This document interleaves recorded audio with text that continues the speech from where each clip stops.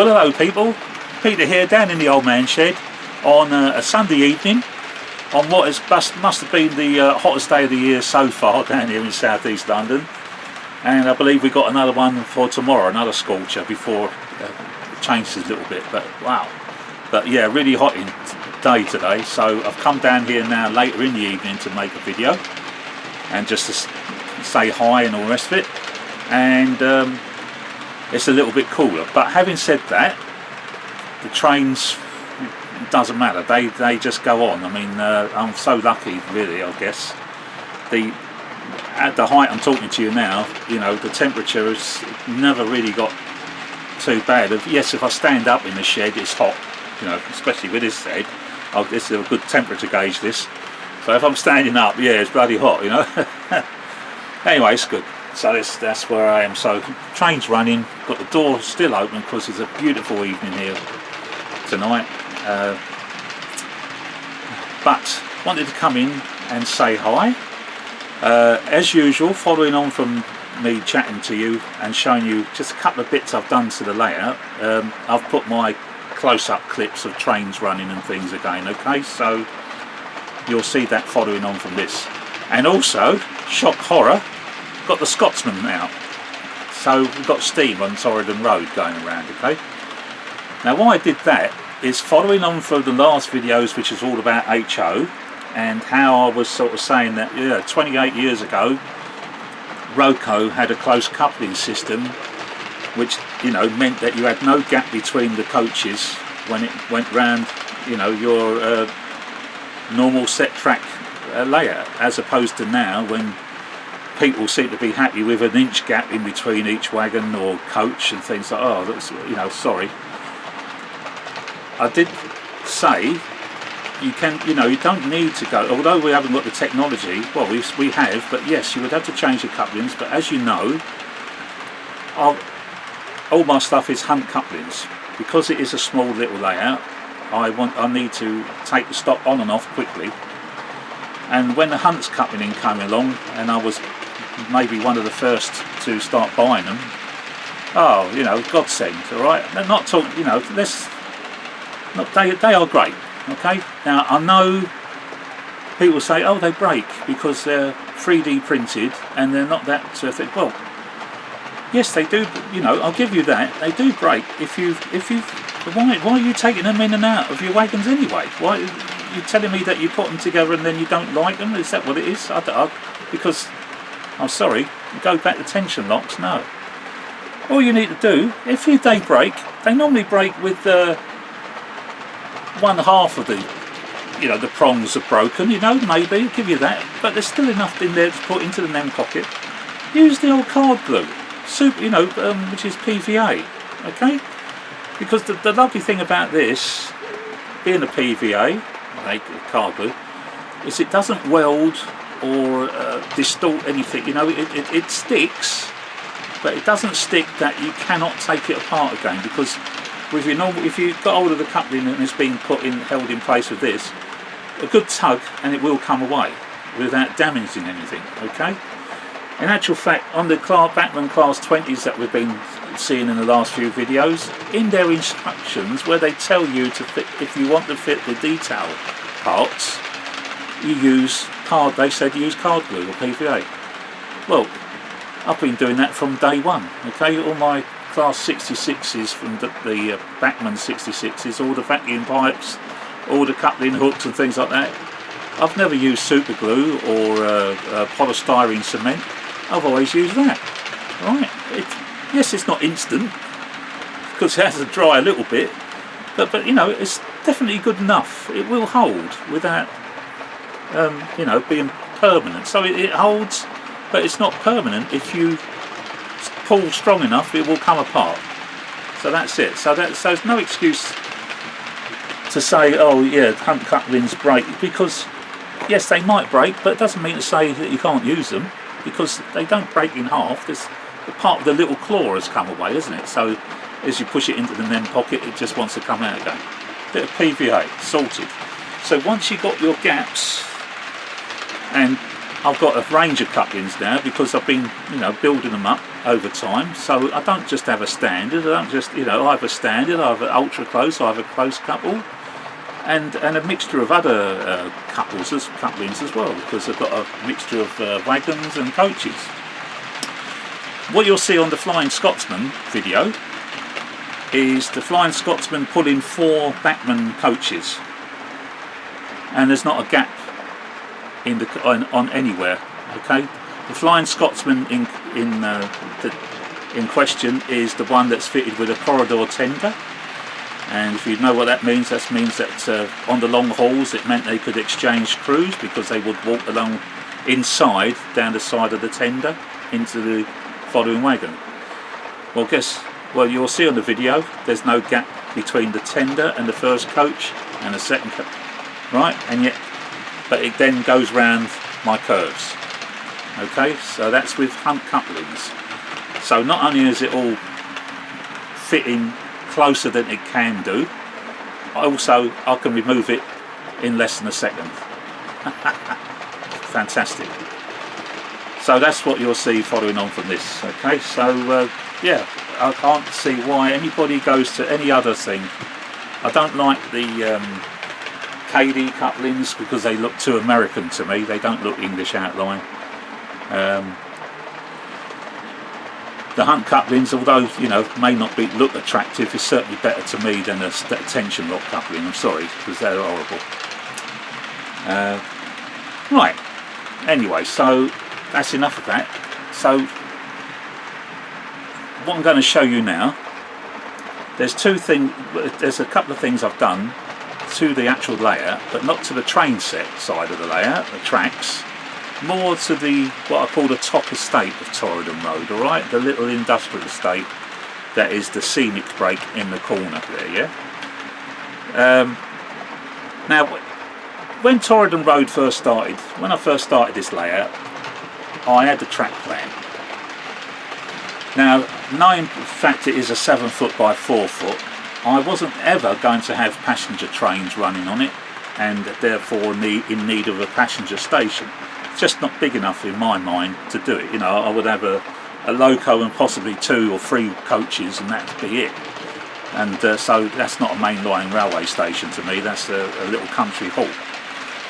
So I was never going to have it as a passenger carrying layout, or even though, because the Flying Scotsman is what started me off in DCC, needs to say I would like to, I will do run that with coaches, but it doesn't stop at the station, there's no station. So what do? Well, because it is small, the layout that I've settled on involved obviously having the sidings that you know about with the TMD yard, and then you got the sidings which have, just storage now. But if you look back to my earlier videos, you will see that in its incarnation before I'd done any of the scenic, I had the TMD yard there, but I also had another engine shed there into the next, alongside it. And lived with that for a little while as I kept on buying more engines and this, that and the other, and then I was having engines all over the place, because I thought to myself, that's what I want to model, is motive power, I can have on a small layout, it still looks good just having an engine going around, But then when I was looking, I thought to myself, it's getting too crowded with locos, there's loads of locos, and some of them you couldn't even see because they was inside an engine shed. So I thought, well, what's the point? So I've done away with one engine shed. So when I come to do the scenic, the sidings that went into that engine shed just became green overgrown sidings, and I like to keep that pretty clear. I quite like that look. So there's a couple of engines stored there, and also some equipment stored there, yeah, and don't do anything else. And then as you know, over here in the corner there's another little engine shed where the 237s are based, and also at the front here there's sidings, right? So it's pretty full, but hopefully not too over the top. I mean, it may be, which is why what I've done is I've taken stuff off and put a little bit of something more on. So that's what I want to show you. And what do I want to show you? there's people that follow your channels, and one guy works for Royal Mail, and he, like, on the top of Torridon Road estate there, I've got the Royal Mail depot there, haven't I, you know? And he liked it because I put lights on it, and I put the little Yorks with parcels and things like that all around it. And there was 2 lorries. There's the Arctic, and there was the Ford cargo lorry there, you know, for Oxford models. And he said, looks really, really realistic, Peter, but get rid of the old Ford cargo, okay? Because we got rid of those things long ago. Bloody horrible, he said. Oh no, would I? I just buy, you know, thought Oxford sells it, so I thought, oh yeah, look to me of what I thought was a modern lorry or something, you know. I certainly can remember them, but I didn't realise that they've all buggered off now. So he said, no, get rid of it. So I've done that, and that clears a little bit of space up there. So with an open window there on one of the bays, you can see the detail behind it now, but and all the little Yorks are all scattered around in front of it now, so it's making it look quite a busy little situation going on there. And there's the depot manager talking to the driver, I think, about something. So that's been done. So that's to please one guy who works for Royal Mail. Don't know his name, it's just someone who put a comment under the picture of it. There's another guy who follows my channel, Victor, his name is. Now Victor's, it's quite funny because Victor says he loves the layout, he follows it, he's interested in things, but he's not interested in trains, alright?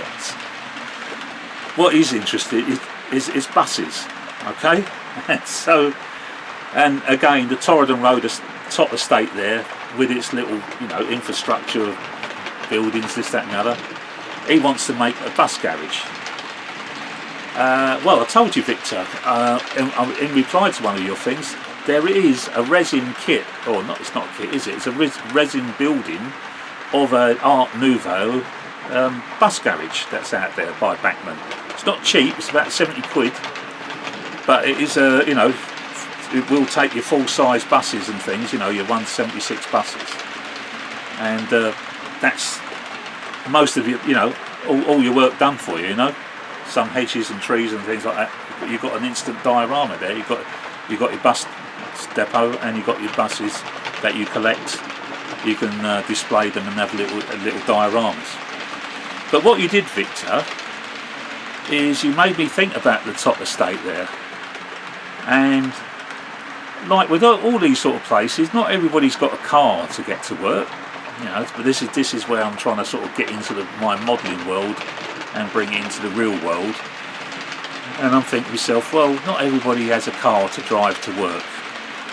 And like most of these industrial estates or shopping estates or things like that, there's a bus route, isn't there? And more often than not, it's like a little hopper sort of bus, you know, sort of not your full-blown, you know, route master or something like that. Anyway, but this is what you made me think of, Victor. I thought to myself, what's that missing from my top estate there is a bus stop and maybe some buses, and that's what I got. And I was absolutely blown away. I just saw this bus, and it turns out it is the double-decker. It's the sort of buses that I travel on, you know, here in London. And funny enough, the one I show you at the moment, it's got the Elephant and Castle as its travel board, you know, where it's got destination board is the Elephant and Castle, and it is a bus that I've been on. It's fantastic, and I'll show you that in a minute. And then I've also got a little hopper, single decker sort of thing, and that one saying Green Street Green, which is Orpington. So both vehicles are local to me. I'm here in South East London, so I'm a Bermondsey boy, so Elephant Castle was part of my manor back in the day. And Green Street Green, Orpington, well, that's funny. My local model shop is in St Paul's Craig called Kent Garden Railways, and Green Street Green is just a stone throw up the road from there. So it's all relevant and local to me, being here in Hither Green, South East London, with all the railways and everything around me, you know. So there's a bus stop and 2 buses, and then whilst I was thinking of the estate, you think, well, what else do they need when you're working? How about something to eat? So I was thinking about maybe a motorised catering van, and Oxford models, they do them, but I think it's like a fish and chip sort of thing. And then when I was looking for bus stops, and you get the Pico range, found the bus stops I wanted. There's nothing to build, you know, they're complete. All you've got to do is cut out the little placards and stick them inside the bus shelter, which I'll show you. But alongside that, and was a little model, was of a tea and snack stall, okay? So that you do have to build and put together, and very simple. Right, so that's what I've done to the layout. It's been working on the top estate. So I guess I've gone on for long enough. You must be thinking, well, let's have a look then, Pete. So let's have a look, all right? And Victor, this is down to you, all right? I can see why it'd be very easy for Trap to, oh God, start collecting buses, because the detail is superb, fantastic. Let's have a look. Okay, so I'm sitting down, and this is the view that I get of the layout. So let's go and have a look and show you the things I've done. So in front of you is where I said once upon a time there was another engine shed over those sidings. But now, you know, keeping the engine shed and doing all the detail work on that one, leave that one alone, you know, that's enough. They are now just sidings, where, as I said, keep a couple of locos. I mean, once upon a time they was full of locos and it was too much. So I quite like it, just, you know, a couple of engines there, and then other rail engineering bits and pieces, you know, rail stock there. So that's that. So let's have a look. There's the Royal Mail. So we've done away with the cargo lorry, full cargo, and we're just left with the one Arctic. And you've got the Yorks are there alongside. There you've got the opened loading bay there now, showing the detail that's inside. And those Yorks, they're made by, the big ones made by Bachmann, and they were blue colour. And again, the guy who is the Royal Mail personnel said, we don't have them blue, everything is silver, it's all metal. So the smaller ones are scale model scenery laser cut card jobs, and also obviously the little packages. And so I just had to paint up the Bachmann ones, so they're all silver. So that should keep my man from the Royal Mail happy now. I'm going to show you a bit more about this model. I'm going to show you now. Torridon Road Estate, how do you get access to it? It's a little bit tight. So what I've done is I have got the double-decker bus, and I've got a lorry, and I've been putting up some more foliage, because what I've got to try and convey is that's how you get onto the estate. And so I put the other day I put the shrub, you know, more lichen and greenery on there, so it does look like, I hope it looks like that is how you get onto the estate.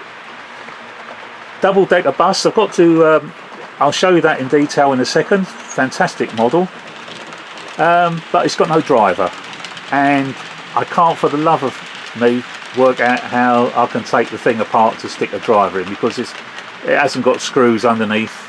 It looks like it's been glued in place, but I'll show you that in a second. So that's the look that hopefully conveys that the lorries or cars come onto the estate.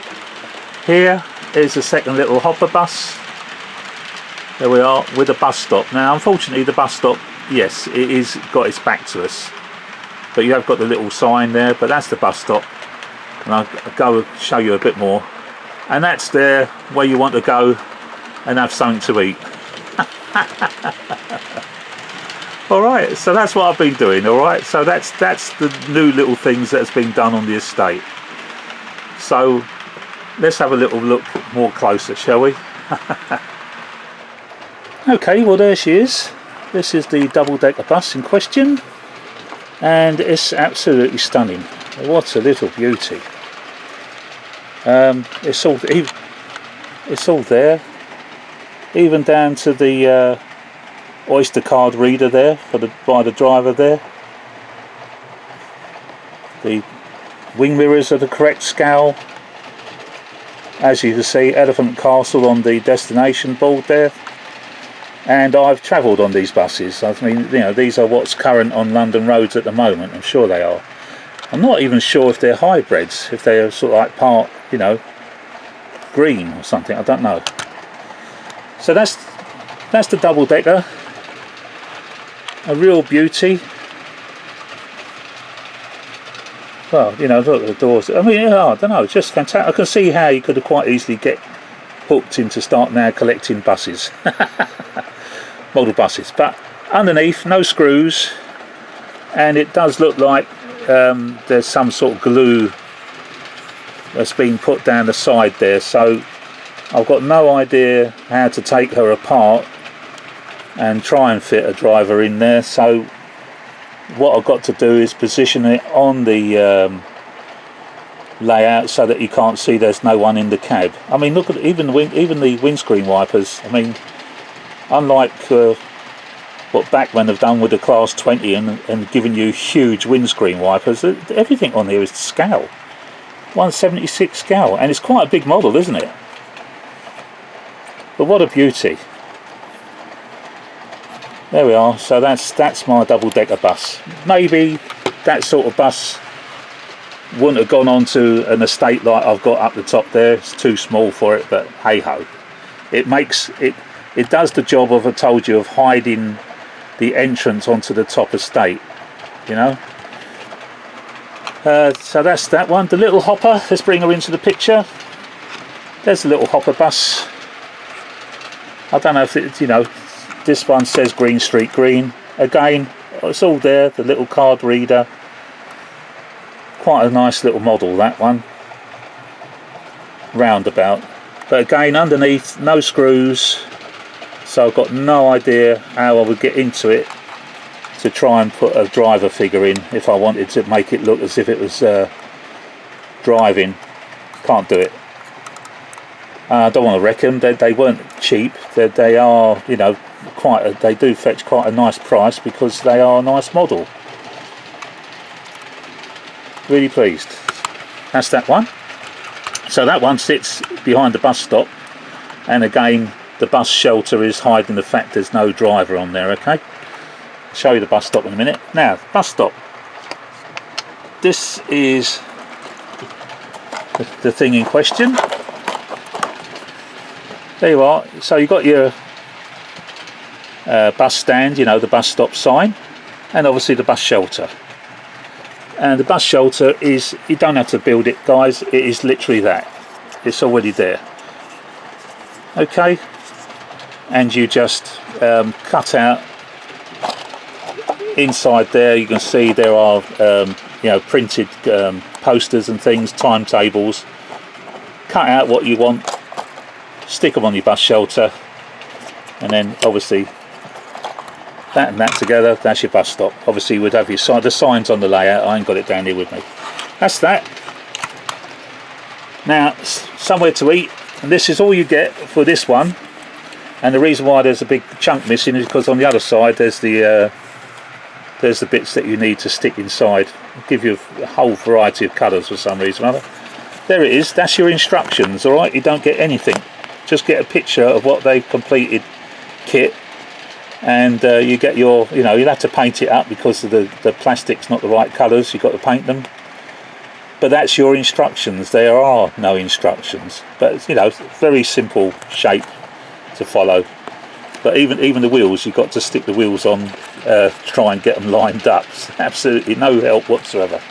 But anyway, if you can handle polystyrene cement, you can probably build this. All right, and. What does she look like? Well, here she is. So there she is. So as I say, these things you got to. There's no. Don't worry about it. Painted underneath. I'm not worried about it. And there we are. So it's got detail. There's the printed sheet inside, making it look as if there's something going on inside. But absolutely, just a little kit. But she looks like a T. snacks and tea coffee, Joe's Tea, what's it called? Joe's Tea Kiosk. Wheels kit, which is obviously Pico, yeah? And that one is Pico themselves, okay? Alright, so I'll show you where the bus shelter, I'll show you on the layout now. I'm going to put all this back on the layout and you'll see where I put these buses, okay? Yeah, so there we are. So looking down, you can see that there wasn't really an exit there in the back scene, but I've had to create an exit look by putting the lorries. When you look at it low down, it does look like they're coming from somewhere or other, okay? And of course the double-decker bus is just in front of the lorry there, so you can't see the fact there's no driver in there. Let's have a look. We're looking at to the little hopper, the roundabout. You can see what I've done. So you've got the bus stop sign, but I've also put the bus stop in situ as well. So I'm going to put this back now. She goes there, yeah, up against the wall, in between, right flush up against the wall. So that's that, and then the bus goes into its bus stop. And again, have it so that you can't see there's no driver. But there's the bus stop in things. And of course, last but not by no means least, little Joe snacks there. And the guys are already outside having a chin wag whilst they have a cup of coffee or tea. So there we are, people. Torridon Road Top Estate, which wasn't planned. It came together because I wanted to make a scenic break. And it's card with brick paper stuck to it at the front. That's what forms the wall, and the capping stones comes from a Metcalf kit, I guess, to cap the stone wall off. Your Pico girder bridge, but on a Gauge Master foam supports. I've got a foam Gauge Master tunnel entrance that's made out of foam, but I didn't want it. It was a curved tunnel, and I wanted the girder bridges like I've got here, so I cut the columns out, and that sufficed to do that side, and obviously do the one on that side as well. So I hadn't really planned the top estate. Luckily it came together with some buildings, and hopefully it doesn't look too crowded. And in all this time of chatting away, I've just had the trains running, guys, absolutely perfectly without the sound on. And I'll finish off with some clips at the end, as I told you, with the Flying Scotsman being one of them. So there's one engine shed, an old steam engine shed, which is obviously not anymore. So 37's in there. Obviously the main engine shed that I've been left with, that I was stuck with. And this green side in here, once upon a time, it also, if you look back at the early videos that I've done, there was an engine shed on there, and also hard stand and everything. But I quite like this this green sidings here now, where you just keep some of the old infrastructure. So that looks better to me. That looks good. Not too, with equipment on there, but not absolutely bristling with locos that it was. I didn't like that in the end. Right, people, thank you very, very much for watching. Hopefully it wasn't too boring. But I just wanted to help Victor out, because he loves his buses. So Victor, this is down to you. That I did what I did with the estate, and got both a bus route coming onto it, and also somewhere so people can have a quick snack. Oh dear, world. Might put some more markings on the top there, like I've done with the bus stop, but it's quite hard to try and keep it all lined up and keep it neat. But yeah, I did all right with the bus stop. I was quite pleased with that. That looks quite nice. It's all there. All right. Just a shame that with all the, you know, all the work is on the inside there. Just sprayed it with Halford's primer. It was already a grey plastic, but just to stop it looking plastic, it's got the old Halford's grey primer over it. Dries in seconds. And as I say, the little sign, the little you maybe not see the old bus stop sign itself. So there you go. And there we are, driving in. He says, crashing, getting the wing mirrors caught. But that fits on there a treat, just the right size. Okay, people, thank you very, very much. Coming up now is some clips of close-up trains running of all sorts, and the Flying Scotsman without a gap in any of the coaches. Okay, everybody, bye for now. Catch you on the next video, whenever that'll be. Enjoy the hot weather and stay safe. We're going to probably be on lockdown because you know, they done such a good job of locking the country down, didn't they, letting that virus in.